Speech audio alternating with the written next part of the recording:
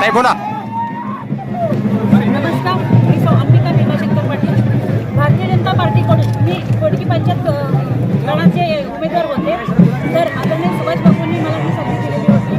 तर खोडकी पंचायत समिती गणातून 1215 मतांनी मी निवडून आलेले आहे. तर सर्व मतदार बंधू भगिनी युवक युवती या सर्वांचे मी मनपूर्वक आभार व्यक्त करते.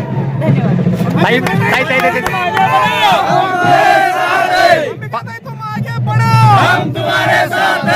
पाहिले गेले तर प्रचारामध्ये खूप टीका टिप्पणी झाली, प्रचार रणसंग्राम गाजला होता. पण वाटलं होतं विजयाची खात्री आपल्याला?